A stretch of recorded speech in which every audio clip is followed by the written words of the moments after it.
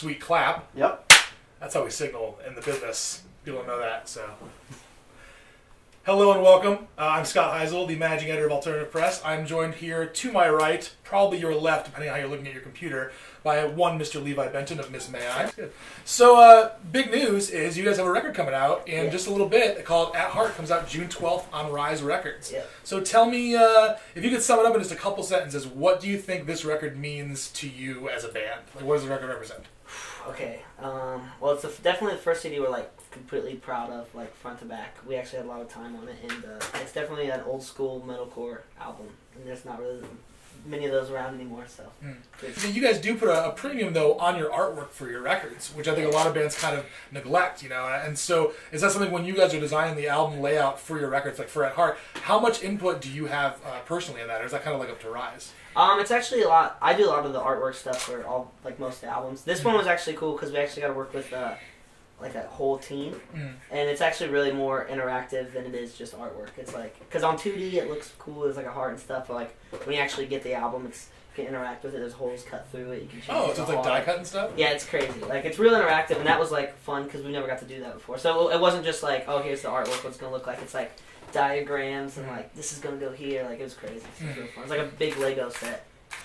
So obviously the other big thing for you guys is this is your first time this summer doing Warped Tour on the main stage, which is pretty huge. I'm really nervous. What makes you nervous about it? Like, I feel like we're like not the underdogs, but like there's like legend bands like the Used, Take Back Sunday, and then like it's a pretty big company. Yeah, it's pretty crazy. Who are you like when looking at Warped Tour? Like, what are the bands on Warped Tour that you just have to watch every single day, no matter what? The Used, I'm gonna have to watch. Okay. Because if they even like played around Ohio, I'm always at their shows. Like when I was 14, before the band stuff, I was like at meet and greets, like crying, meeting the Used, and now I'm like, oh, we're on the same stage.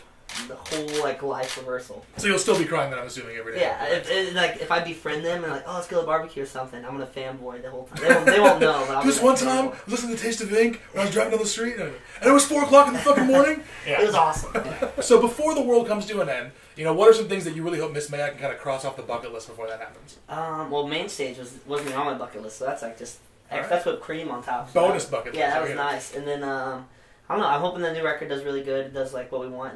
Our biggest thing by the end of the year, I want to do the transition of like getting into the metal world, because like I think we're hitting that age too. Like from where we are, like our fans are staying young, and we just want to get into the older fan base because we're growing older. So we're trying to make the metal transition. So I'm hoping by the end of the year, everything around us is coming with us. Okay, cool. Should be good.